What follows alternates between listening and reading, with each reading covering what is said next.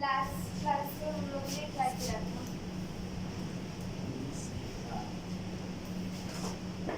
Last class में PCR किया था, ठीक है। और पीसीआर समझ में आया था? पीसीआर पूरा नहीं हुआ था, आपको अच्छे से समझा। पीसीआर पूरा हुआ था या नहीं हुआ था हमने एक्सप्लेन ढंग से नहीं करा था, इसलिए हम लोग दोबारा से करेंगे, ठीक है। पीसीआर के फुल फॉर्म तो मैंने ढंग से बताई थी, तो पीसीआर के फुल फॉर्म तो बताई थी। Polymerase chain reaction. PCR is polymerase chain reaction.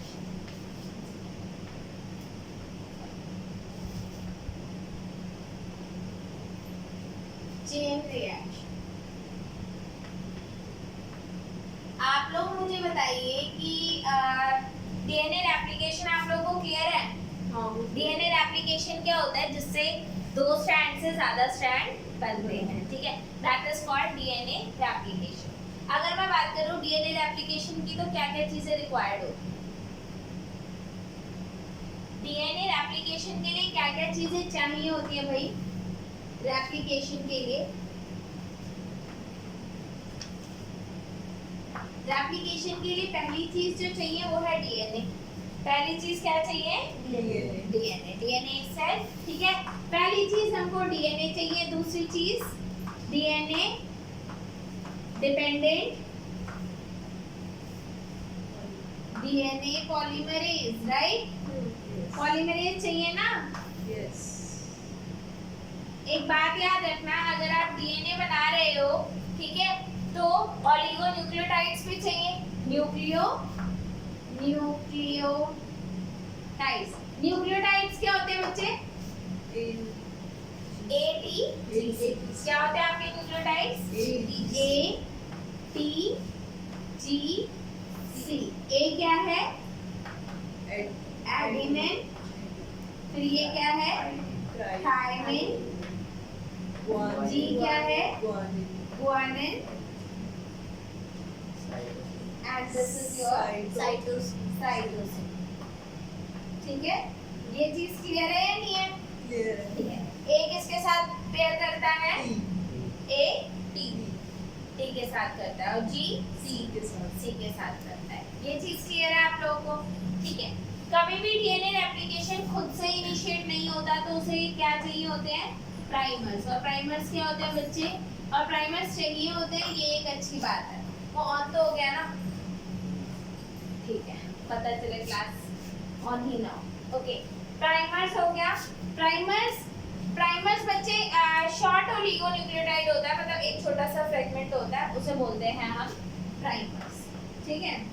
Oligo nucleotide, short oligo nucleotide, right? ठीक है। तो this is called a primer. Primer जो होता है आपका, वही कौन सा फ्रेगमेंट एम्पलीफाई करना है उसको डिफाइन करता है। पर पीसीआर क्या करता है बच्चे? It amplifies a portion of DNA,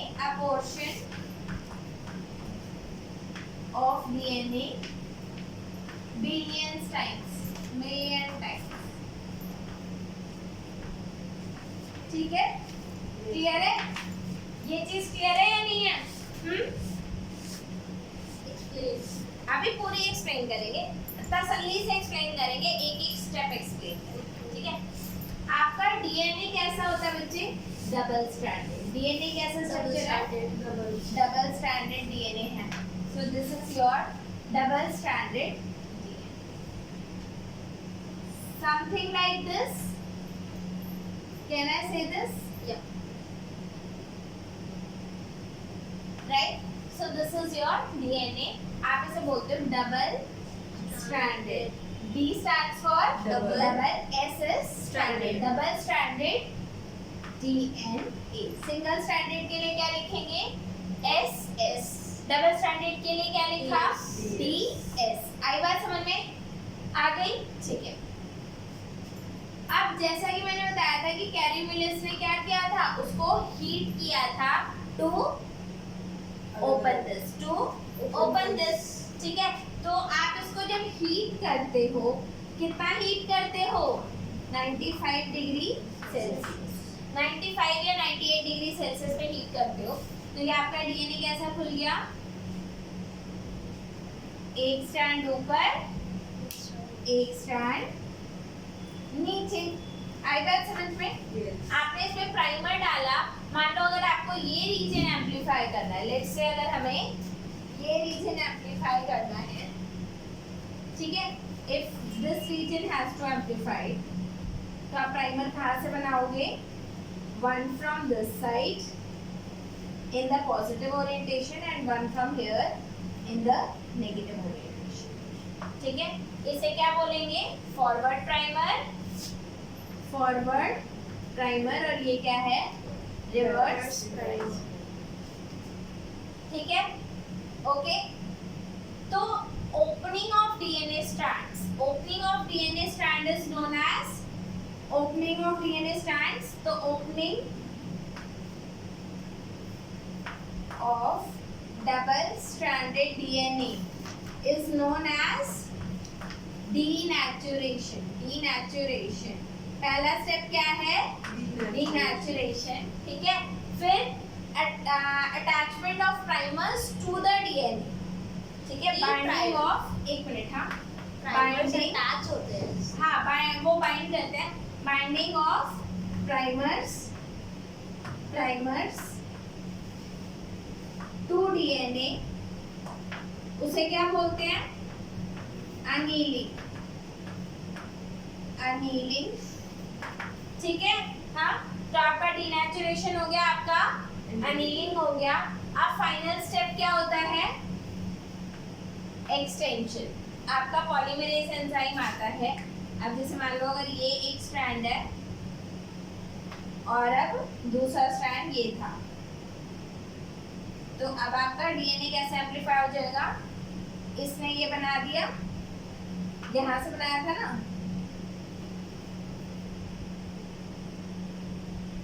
ये डीएनए बन गया और ये यहाँ से बन गया,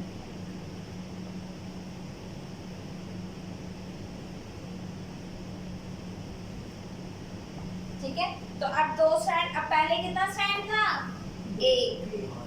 एक स्ट्रैंड था, अब आफ्टर रेप्लिकेशन क्या हो गया, दो स्ट्रैंड्स हो गए, और इस स्टेप को क्या बोलते हैं, तो polymerization, polymerization of nucleotides, nucleotides on a DNA by DNA polymerase, by DNA polymerase। इसको क्या बोलते हैं, extension. Polymerase is called extension। तो आपकी पहली बात तो ये बात समझ में आई। तो पहले क्या हुआ, डीएनए ओपन हुआ, ओपन होने को क्या कहते हैं, ओपन होने को डीनेचुरेशन। फिर जब प्राइमर बाइंड करते हैं तो उसे क्या बोलते हैं, अनीलिंग। जब एक्सटेंशन होता है यानी कि पॉलीमराइजेशन होता है तो उसे क्या बोलते हैं, एक्सटेंशन। तो what are the three steps for polymerase chain reaction. पहला स्टेप क्या है, डीनेचुरेशन, दूसरा स्टेप तीसरा एक्सटेंशन। एक्सटेंशन। तो पहला स्टेप, दूसरा, तीसरा एक्सटेंशन, ठीक है। और इसका मेजर काम क्या है, to make copies of a particular portion in the DNA. तो उसकी मल्टीपल मिलियंस कॉपीज बनाते हैं। कॉपीज बनाने की जरूरत क्यों है, क्योंकि थोड़े अमाउंट ऑफ डीएनए से कुछ नहीं होता। अगर आप थोड़ा सा ही डीएनए लेके चलोगे तो क्या कर पाओगे, मान लो आप मॉल में गए और 5 रुपए लेके गए, फायदा नहीं ना, मॉल में जाते तो पैसा लेके जाना पड़ेगा ना। हाँ, ये 30 साइकिल लिखा हुआ है एनसीईआरटी में। एग्जैक्टली, ये बार-बार 30 टाइम्स। हाँ, एक साइकिल के बाद क्या हुआ, एक स्ट्रैंड 2 में कन्वर्ट हो गया, 2 साइकिल के बाद 4, 3 साइकिल के बाद 8, फिर 16, फिर 32। तो 30 साइकिल्स के बाद कितना हो जाएगा, नहीं पता। पहली साइकिल के बाद कितना हुआ, 2 की पावर 1 यानी कि 2। दूसरे साइकिल के बाद क्या हुआ 2 की पावर 2 यानी कि तीसरी साइकिल के बाद 2 की पावर 3 यानी कि सॉरी 8 और आफ्टर 30 साइकिल्स क्या होगा 30 साइकिल्स के बाद क्या होगा 2 की पावर 30 बताओ कितना होगा 2 की पावर 30 अरे भाई 2 की पावर 30 1 2 3 4 5 6 7 8 9 10 10 के बाद ऐसे ही 10 और फिर ऐसे ही 10 और मैम 192 ओह क्या बात कर दी 2 2 जा 4 4 2 जा 8 2 जा 16 2 जा 32 32 2 जा 64 2 जा 128 128 2 जा 256 107 256 into 256 into 2 उसके बाद पता नहीं जो भी नंबर आएगा उसके बाद फिर जो नंबर आएगा फिर उस नंबर को उस नंबर से फिर उस नंबर को उस नंबर से कितना आया 107374182 इससे बड़ा आएगा ये इससे बड़ा है ये तो तुमने ये निकाला है ना ये निकाला है ना इसको 3 बार और करना है ना नहीं ये नहीं निकाला 2 raised to power 30 देख लो हाँ 2 raised to power 30 अच्छा ठीक है हाँ तो इतना कम होता है और हम एक स्टैंड से तो स्टार्ट करते नहीं हम तो मल्टीपल स्टैंड से स्टार्ट करते हैं अगर एक से स्टार्ट करेंगे तो ये कैलकुलेशन है ठीक है तो कितनी कॉपीज बन जाएंगी इतनी सारी समझ में आया this is the beauty of this process तो एक डीएनए से आपने कितना बना लिया इतनी सारी कॉपीज बना ली डीएनए ये पॉलीमरेज चेन रिएक्शन के कितने स्टेप्स हैं कौन से डीनेचुरेशन और डीनेचुरेशन क्या होता है opening up of the DNA opening of the DNA हां बाय हीटिंग इट ठीक है तो how do we open the DNA by heating it ठीक है फिर उसके बाद क्या होता है binding of primers to the DNA template उसके बाद एक्सचेंज अब बात ये थी कि और this process was actually discovered by किसने डिस्कवर किया था कैरी म्यूलेस मैंने बताया था वेकेशन पे गया था और वेकेशन पे जाकर के उसने हीटिंग वाला फिनोमेना सोचा था and he perform this experiment and was able to do बच्चे पॉलीमरेज एंजाइम क्या इतने टेंपरेचर पे एक्टिव होगा इसका मतलब पॉलीमरेज तो काम करेगा ही नहीं आपने हीट करके खोल तो दिया लेकिन इतने में आप काम कैसे करवाओगे फिर अब इस चीज के लिए क्या करा उसने एक ना बैक्टीरिया था थर्मस एक्वाटिकस ठीक है वो बहुत ज्यादा हाई टेम्परेचर पे ग्रो करता था वो बैक्टीरिया क्या करता था हाई टेम्परेचर पे ग्रो करता था अब क्योंकि वो बैक्टीरिया हाई टेम्परेचर पे ग्रो करता है मतलब उसका पॉलीमरेज भी हाई टेम्परेचर पे ग्रो करेगा ठीक है तो देयर वाज अ बैक्टीरिया जिसका नाम क्या था थर्मस एक्वाटिकस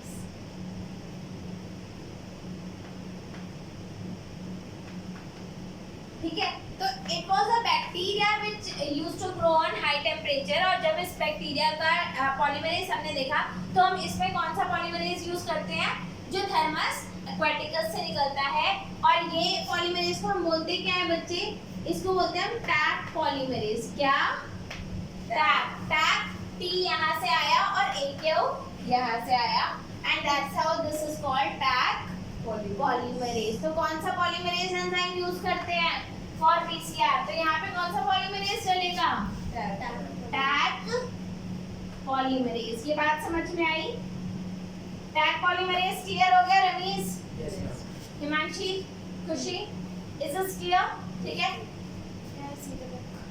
किताब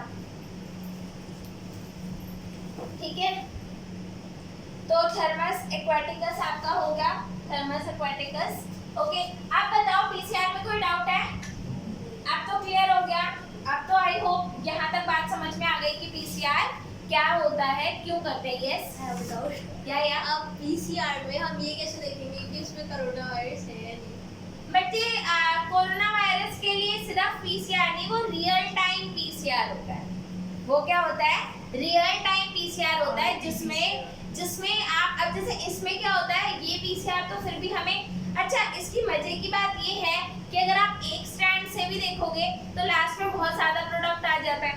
हाँ 2 से करोगे तो भी बहुत ज्यादा आएगा, 3 से करोगे तो भी बहुत जाएगा। तो बहुत ज्यादा को देख करके आप अंदाजा नहीं लगा सकते कि वो 1 साइकिल लगी या 2 साइकिल लगी। लेकिन रियल टाइम पीसीआर से आप पता लगा सकते हो कि वायरस कितना था। रियल टाइम पीसीआर में एक सीटी वैल्यू होती है, ठीक है। अगर सीटी वैल्यू कम है यानी कि बहुत कम साइकिल लगी उसको हाई लेवल पे पहुंचने के लिए, इसका मतलब वायरल लोड ज्यादा था।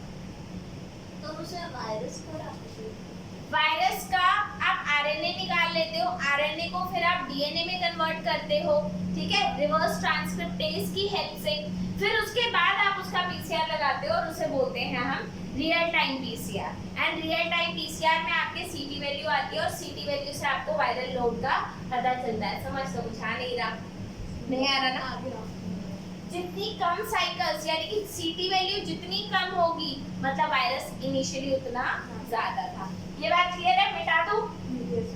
एक बार हट भी जाए स्क्रीनशॉट के लिए हटना है, चलो ओके। इज दिस क्लियर बच्चे? पॉलीमरेज चेन रिएक्शन ये आपका एक टॉपिक था जो आप लोगों को बहुत अच्छे से इस चैप्टर में करना था। टेस्ट कर लें इस चैप्टर का। 2 दिन बाद रख लो। She will kill you. She will, है ना? नहीं कुछ नहीं। स्कूल भी जाना होता है। चलो ये हो गया आप लोगों का, ओके। तो पीसीआर आप लोगों को क्लियर हो गया। How many steps are there in the PCR? 3 steps. पहला स्टेप डीनेचुरेशन, दूसरा स्टेप तीसरा एक्सटेंशन। ठीक है। Now insertion of recombinant DNA into the host cell or organism. There are several methods of introducing or ligating. मैंने आपको बताया था कॉम्पिटेंस क्या बताया था ना आप लोगों को। कॉम्पिटेंस क्या होता है?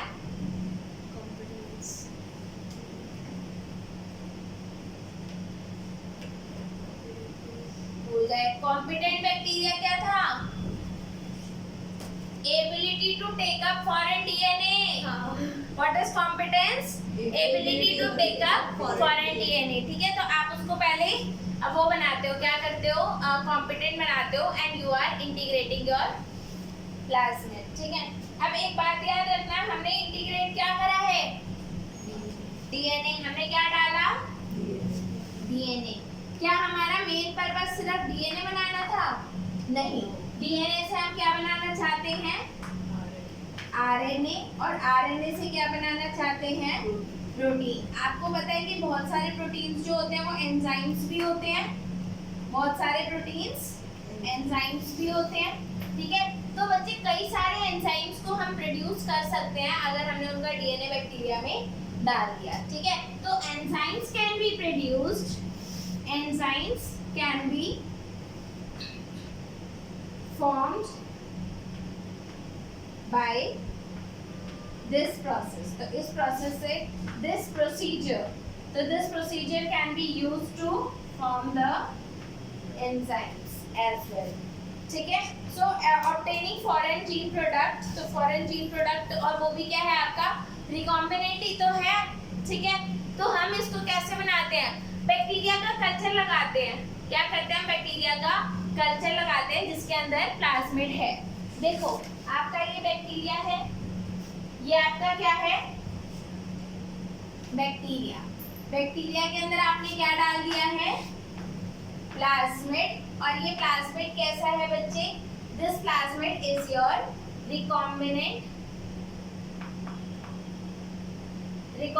प्लाज्मिड है ना ये, ठीक है। तो जब ये अब ये कैसा होगा और हमने क्या कर दिया? ट्रांसफॉर्मेशन आपने कर दिया, ठीक है। तो अब आपके बैक्टीरिया में क्या चला गया? प्लाज्मिड चला गया। अब ये प्लाज्मिड रेप्लिकेट करेगा तो अपनी कॉपीज मल्टीप्लाई कर लेगा।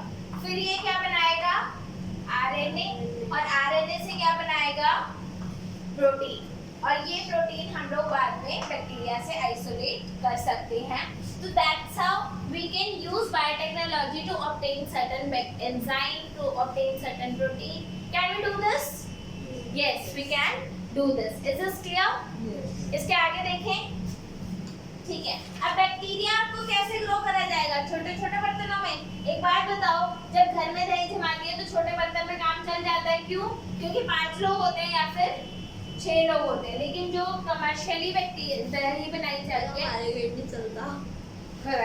जो कमर्शियली दही बनाई जाती है वो कैसे बनाई जाती है? क्या वो भी छोटे छोटे बर्तनों में बनाई जाती है? वो बहुत बड़े बड़े रिएक्टर्स होते हैं, ठीक है। अगर आप छोटे बर्तन में बनाओगे तो क्या होगा बच्चे? जो आपका बैक्टीरिया होता है वो इनिशियली कौन से, जैसे आप बैक्टीरिया डालोगे इनिशियली वो धीरे ग्रो करता है, बाद में ज्यादा ग्रो करता है, उसके बाद स्टॉप हो जाता है, ठीक है। तो ये फेज होता है उसका lag phase, lag phase for growth of bacteria, LAG है, लैग फेज, ठीक है।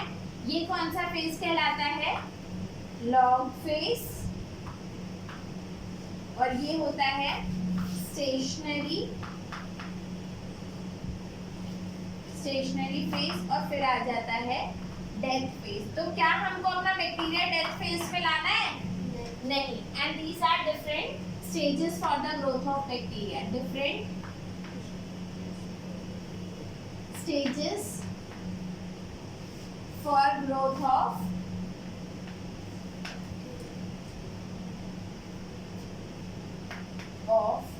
बैक्टीरिया। क्लियर है?